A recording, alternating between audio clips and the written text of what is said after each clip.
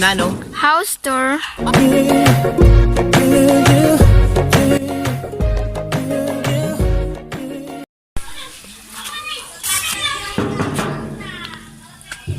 Nano? House tour. Ah! Prono naman, di ba na ako sinabi na house tour? Alright, Kenjanatics. Alam ko naman inaasam-asam niyo yung pa-house tour. Ito yung bahay namin dito sa Salvacion, sa Bukid.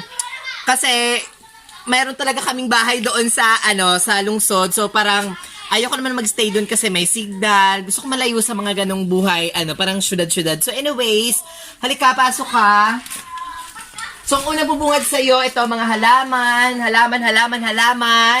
Then, this is the hallway. Tara, may pa-hallway. Sa ganitong kabulok na bahay, may hallway pa rin. And, of course, mas pinasosyal tayo kasi this is the balcony.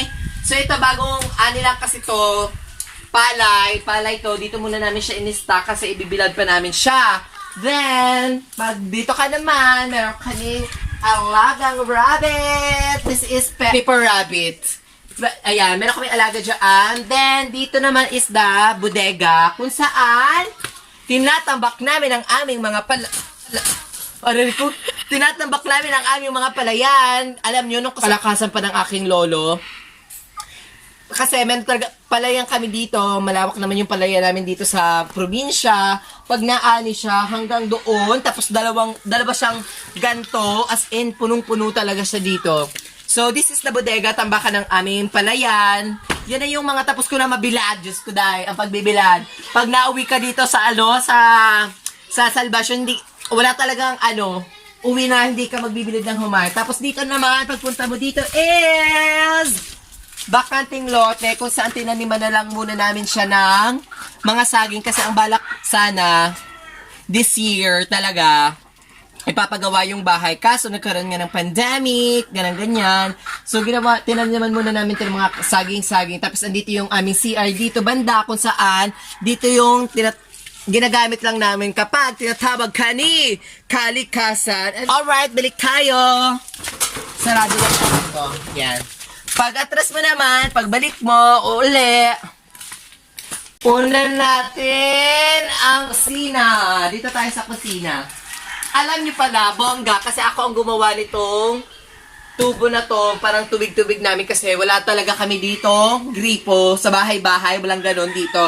Isa lang yung gripo dito, dyan sa labas, tapos, gripo ng isa ay gripo ng buong barangay. So, kailangan, naggawa ako ng sarili namin, bumili kami ng ganto, meron kaming gantong tubo. So, paggabi, sinasaksak na lang doon.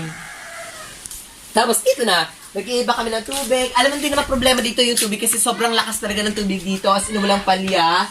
So, ayun na. Pero naman nag-iba ako. Dito ako naglalaba.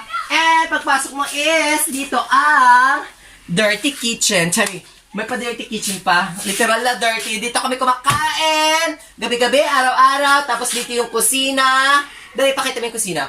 Diyan yung kusina. Dito ako naghuhugas, nagluluto. Tapos, meron kami ditong tindahan. Ayan. This is the mini-mini store lang. Huwag na kayo pumasok. Basta tindahan siya. Alam niyo yung itsura ng tindahan. And, meron pa rin kami dito pinto kasi dito kami naglulutong pangmalakasan. Pag ang gamit mo ay malalaking kaldero na talaga.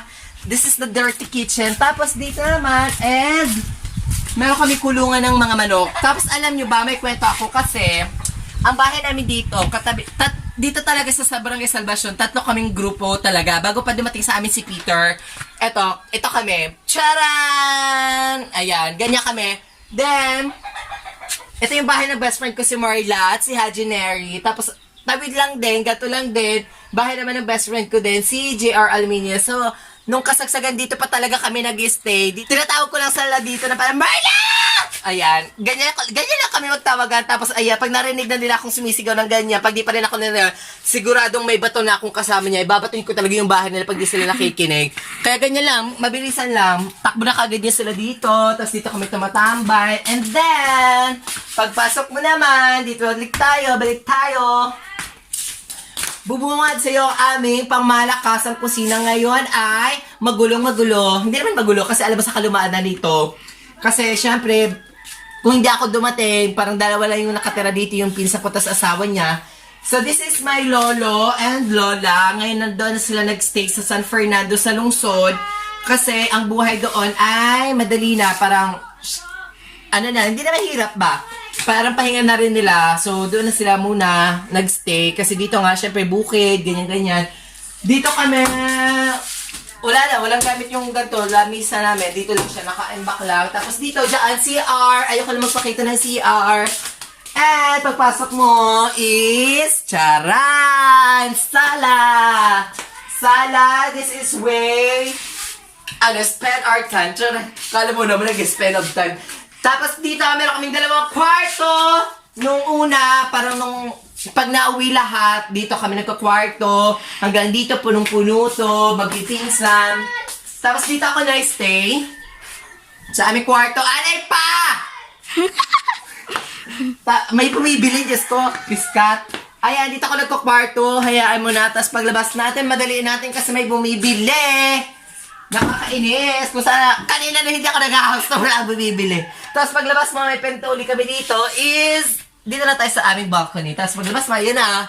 Then, thank you so much dahil magbebenta muna ako dito na kung nagtatapos ang aking pa-house tour. Thank you so much. Thank you for watching. I hope you enjoy my house tour dito sa bukid. Ayan, ganyan na tayo. Thank you. Bye, everyone. Bye, Kanjanarex. Mwah.